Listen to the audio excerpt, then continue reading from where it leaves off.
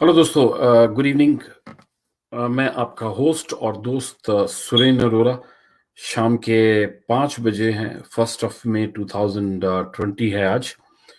और मैं आया हूं आपके साथ फिर से कुछ गुफ्तगू करने। जर्नल, कोई खास एजेंडा नहीं है या कुछ ऐसा नहीं है। फलसफी बातें करनी है।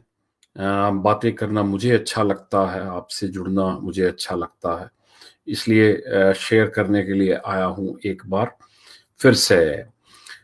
तो आज हम क्या बात करेंगे? आज हम बात करेंगे, अक्सर लोग पूछते हैं कि क्या हाल चाल है, कैसे हो। ये बड़े कॉमन से क्वेश्चन हैं, राइट? लाइक, और आजकल क्या हो रहा है, कैसे हो, क्या हाल चाल है, वो सब।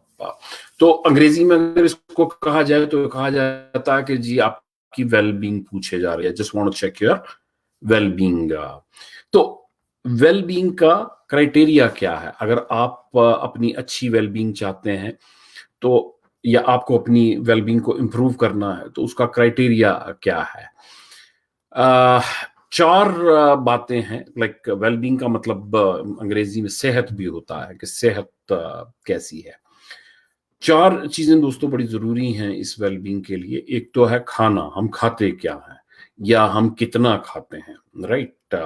सिर्फ खाना की बात नहीं है कि क्या खाते हैं, कितना भी खाते हैं ये भी जरूरी है, और कितना खाते हैं वो भी जरूरी है। तो क्या खाते हैं ये भी जरूरी है। तो एक तो हो गया खाना। दूसरा चीज वेलबींग के लिए या सेहत के लिए जरूरी है दोस्तों, एक्सरसाइज। थोड़े बहुत हाथ पैर चलाना, एक्टिविटी करना, कोई एक्सरसाइज करना, योगा करना, जिम जाना। जिम तो आजकल जाना होता नहीं है, लेकिन घर में कोई एक्सरसाइज करना या वेट लिफ्टिंग करना, जिसके पास जैसे भी सहूलियत है, तो वो चीज हो गई। सेहत के लिए तीसरी बड़ी इंपॉर्टेंट चीज है सोना। कितने घंटे हम सोते हैं, हमारी नींद की कैसी क्वालिटी है, वो सब जो जो चीज है। और नींद हमारी ठीक है या नहीं है, हम स्नोर तो नहीं करते, या बेसिकली हमारी नींद की quality as well as quantity जो है वो कितनी अच्छी है, ये डिपेंड करता है कि हमारी सेहत कैसी है। सेहत के ऊपर नींद डिपेंड करती है, और नींद के ऊपर सेहत डिपेंड करती है।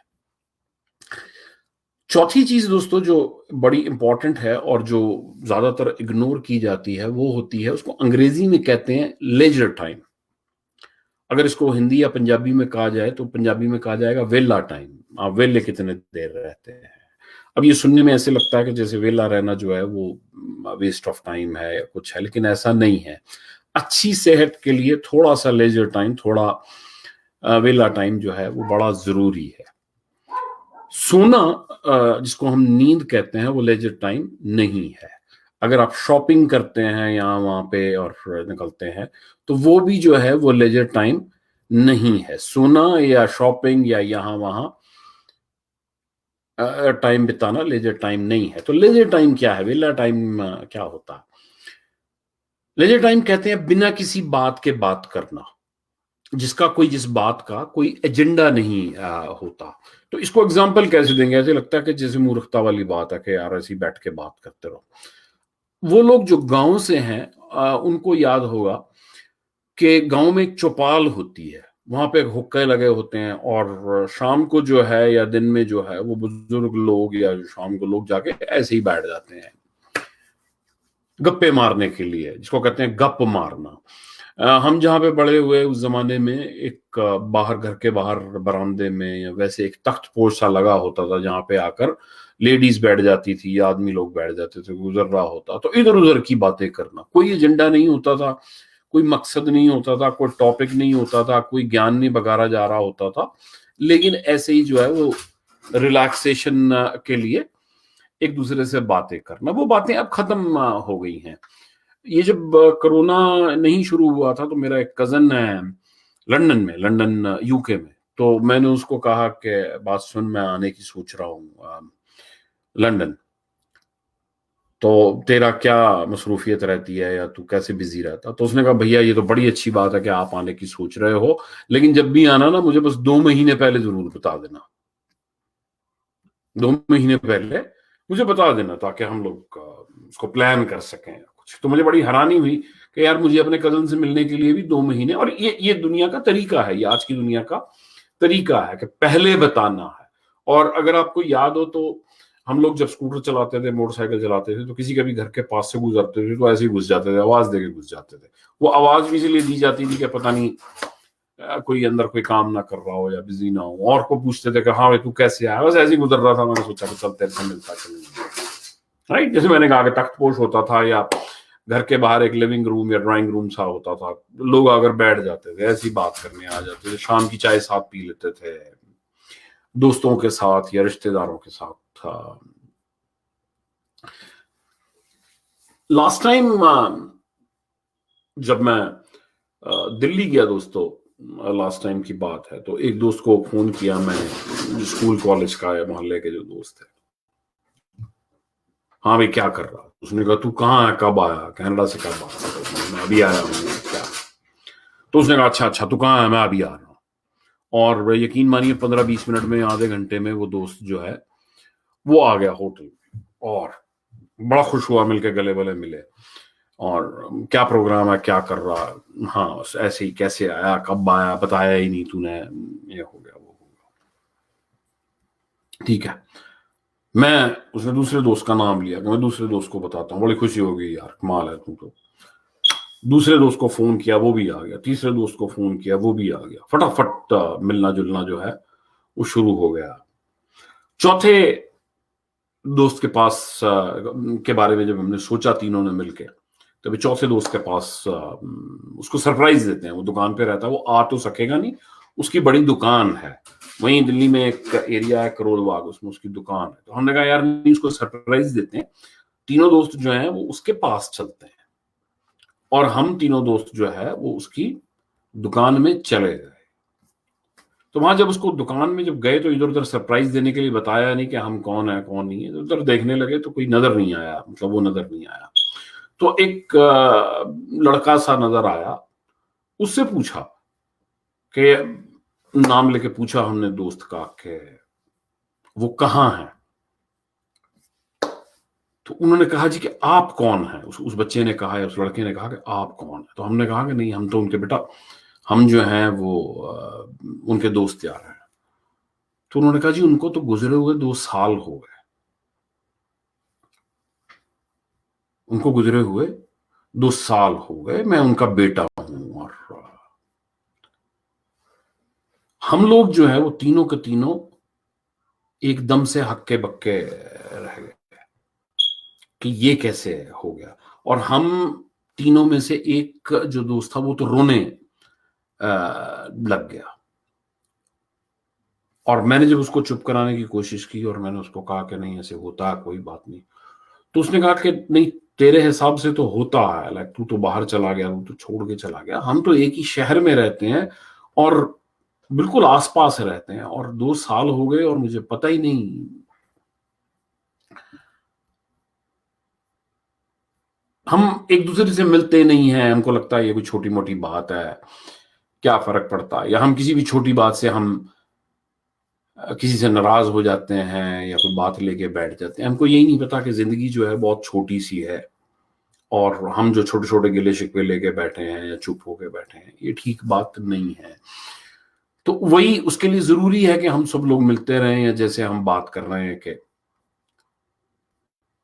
एक दूसरे से इत्तेफाक रखें, एक दूसरे से मिलना जुलना हो, जो लेजर टाइम की बात कर रहे थे। यहाँ दोस्तों एक बात और है, ये समझने वाली बात है कि हम सब लोग चाहते क्या हैं। लत से आप हैं, मैं हूं, हम लोग चाहते क्या हैं। मेरे ख्याल से हम लोग एक अच्छी जिंदगी चाहते हैं। अब इसी अच्छी जिंदगी के नाम के ऊपर मैं इंडिया से कनाडा आ गया, आप शायद पाकिस्तान से आए हों, या आप भी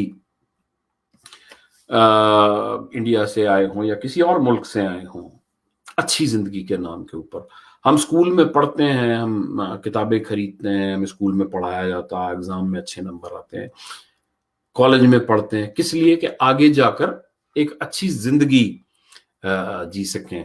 हम जिम जाते हैं, योगा करते हैं, कोई एक्सरसाइज करते हैं, इसीलिए कि आगे जाकर एक अच्छी जिंदगी जी जा सके। तो अच्छी जिंदगी है क्या? घर है, बड़ा घर अच्छी जिंदगी है, या गाड़ी है, या लिविंग रूम है, या फर्नीचर है? क्या है अच्छी जिंदगी?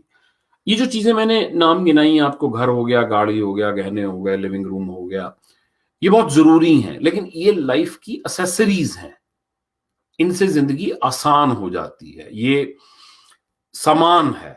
लेकिन ये जो चीजें हैं ना, ये चीजें खुशियां नहीं दे सकती। तो खुशी किस चीज से मिलती है? या जिंदगी ऐसी क्या होती है कि जिंदगी खूबसूरत हो जाए? ऐसा क्या है जिससे लगे कि यार मेरी जिंदगी बड़ी खूबसूरत है? हर इंसान को एक तमन्ना होती है कि मैं एक खूबसूरत जिंदगी जीऊं। तो कनाडा में रहने से, या अमेरिका में रहने से, या यूरोप में कहीं रहने से जिंदगी खूबसूरत नहीं हो जाती है। शहर या देश खूबसूरत जिंदगी नहीं बनाते हैं। कारों का साइज या मकान का साइज जो है वो जिंदगी को खूबसूरत नहीं बनाता। खाना जो है वो खूबसूरत नहीं बनाता जिंदगी को। आप चाहे कॉन्टिनेंटल खा रहे हैं, चाहे आप चाइनीज खा रहे हैं, हम अगर हम जिंदगी की, अपनी जिंदगी की शुरुआत देखें, जो लोग हम उम्र हैं मेरे या छोटे बड़े हैं, हम कहां से कहां आ गए। हमारी गाड़ियां क्या होती थी, साइकिलों से हम मर्सिडीज के ऊपर आ गए। किस किस्म के कपड़े पहनते थे, निक्कर और चड्डी से और कॉटन से, हम किस तरीके के डिजाइनर कपड़े पहनते हैं। कैसे कैसे मकान होते थे हमारे छोटे, और आजकल हम बेडरूम्स, 4 बेडरूम, 3 बेडरूम की बात करते हैं। लेकिन दिल खुश नहीं है, क्योंकि दिल एक अजीब सी चीज है। वो आपने सुना होगा, दिल दरिया समुद्र डूंगे कौन दिलानु जाने। तो तमाम चीजें होते हुए भी, सब कुछ होते हुए भी हम खुश नहीं हैं। किसी शायर ने कहा है कि दुनिया की महफिलों से उकता गया है हूं रब, दुनिया की महफिलों से उकता गया हूं रब, क्या लुफ्त अंजुमन का जब दिल ही बुझ गया हो। तो बात वही है कि जब दिल ही बुझ जाएगा तो आपको घर क्या करेगा, या कार क्या करेगी, या बाकी सहूलतें क्या करेगी। इंसान फित्रतन फित्रतन इंसान जो है वो हुस्न परस्त है, खूबसूरती ढूंढता हर चीज में। इसीलिए हम कभी पहाड़ ढूंढने जाते हैं, पहाड़ों पे जाते हैं, कभी हम जंगलों में जाते हैं, कभी हम झरने देखने जाते हैं, कभी हम यहाँ घूमने जाते हैं, कभी वहां घूमने जाते हैं। तो इंसान, जैसे मैंने कहा, हुस्न परस्त है, हुस्न ढूंढता है जिंदगी में। सेहत का अच्छा होना दोस्तों एक बात है, आपकी सेहत अच्छी है, बड़ी अच्छी बात है। कपड़ों का अच्छा होना एक बात है, हालात का अच्छा होना एक बात है, लेकिन जिंदगी का खूबसूरत होना बिल्कुल अलग बात है। क्योंकि अगर जिंदगी खूबसूरत नहीं है, अगर दिल में खुशी नहीं है, अगर मजा नहीं आ रहा जिंदगी का, तो फिर सब कुछ होते सोते भी जिंदगी अधूरी सी लगती है। किसी ने कहा है कि 100 बार चमन महका 100 बार बहार आई, दुनिया की वही रौनक और दिल की वही तन्हाई। 100 बार चमन महका 100 बार बहार आई, दुनिया की वही रौनक लेकिन दिल की वही तन्हाई। तो दिल जो है अगर वो ही तन्हा है तो क्या करेगा? ठीक है ना। तो इसलिए ये भी जरूरी होता है कि हम सब लोगों में जो है वो बर्दाश्त बढ़े। मैं अक्सर लोगों को ये समझाता हूँ या लोगों से ये शेयर करता हूँ कि बर्दाश्त करना सीखें। जिंदगी में बर्दाश्त से बड़ी कोई चीज नहीं है। रिश्तों में, घर में, बिजनेस में बर्दाश्त करना सीखें। जो इंसान बर्दाश्त कर सकता है वो खुश रहता है। फिर से एक शायर को कोट करूंगा। किसी शायर ने कहा है कि पीजा अय्याम की तलखी, जो भी हो हंस के, गम को सहने में भी कुदरत ने मजा रखा है ना। तो जो सहने की जो ताकत है वो हमारे में बहुत ज्यादा होना चाहिए। हम लोग अगर अपने आइडियल देखें तो हिंदुओं का आइडियल जो है वो राम या कृष्ण रहे, मुस्लिम्स का मोहम्मद साहब रहे। सहने की ताकत इन लोगों में बहुत थी। लेकिन आजकल क्या है कि आज की जो जनरेशन है वो, उनके आइडियल हैं, उनके आइडियल राम नहीं है। हम राम को बात करते हैं कि जी 14 कला संपूर्ण थे, या श्री कृष्ण जो है वो 16 कला संपूर्ण थे। आजकल की जो आइडियल है वो शाहरुख खान है, या इमरान खान है, या सचिन तेंदुलकर है, ये वाले आइडियल है। मुझे याद है रामायण में कहा गया कि राम जी ने लक्ष्मण को कहा कि जाओ सीखो, रावण से कुछ सीखो, रावण से बात करो। दुश्मनों से भी मीठा बोलने को, या दुश्मनों से भी मीठा बोलने के लिए कहा गया। तो मेरी एक बहुत स्ट्रॉन्ग सजेशन है, मीठा बोलना सीखें। घर में, बाजार में, जहां भी जाएं, बीवी से हो, पड़ोसी से हो, बच्चों से हो, जहां भी हो, आप मीठा बोलें। आजकल के जो बच्चे हैं दोस्तों, अब आजकल की जो जनरेशन है बड़ी मुश्किल में है, बहुत स्ट्रेस में है, तो उनको सीने से लगा के रखो। कभी उनके ऊपर आप तंज ना करो, उनके ऊपर आप ताने ना मारो, या ऐसे मत करो। वो आपके ऊपर डिपेंडेंट है इमोशनल सपोर्ट के लिए। बर्दाश्त करना सीखें। और मुझे याद है, मैं इंडिया में कहीं जा रहा था, तो एक ट्रक के पीछे लिखा था, मैं कभी भी नहीं भूलता, दिल बराए फरोख्त, दिल बिकने को है। दिल बराए फरोख्त, जिसका मतलब होता है कि मेरा दिल बिकने के लिए अवेलेबल है। और दूसरी तरफ लिखा था कीमत एक मीठा बोल। तो मीठे बोल की बड़ी कीमत है। मीठे बोल के ऊपर मतलब मीठे मीठे बोल की बड़ी कीमत है। मीठे बोल से आप किसी का भी दिल जीत सकते हैं। मैंने ये भी सुना है कि जहन्नुम में जो लोग बैठे हैं, नर्क में जो लोग बैठे हैं, उनमें से मैक्सिमम लोग जो हैं, उनको धक्का देने वाली उनकी जुबान है। अपनी जुबान की वजह से वो जहन्नुम में या नर्क में बैठे हैं। तो अगर कोई इंसान ये सोचता है कि मेरे पास तो पैसे नहीं है, मैं किसी का क्या भला कर सकता हूं, तो अगर पैसे नहीं है तो कोई बात नहीं, मीठी जबान तो है ना।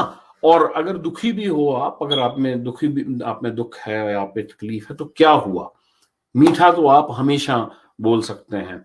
जख्म पे जख्म खा के जी, अपने लहू के घूंट पी कर जी, आह न कर लबों को सी, इश्क है दिल लगी नहीं। तो मीठा बोलना सीखें, खुश रहना सीखें। हम लोग जब बड़े हो रहे थे तो हमको कहा जाता था, हम कहते थे झुग्गी झुग्गी फूंक तमाशा देख। जो हाथ में है वो परवाह मत कर। खुश रहने के लिए कोई खास नुस्खा नहीं है। आप अगर खुश होना चाहते हैं तो मैं आपको एक बड़ी सीधी सी टिप देता हूं। कहते हैं कि खुश होने का एक बड़ा सीधा सा टिप है कि खाना खिला और मीठा बोल। आप किसी को भी जो है वो ढूंढ के खाना खिलाएं और उसके साथ मीठा बोलें, आपके दिल में अपने आप खुशी आ जाएगी।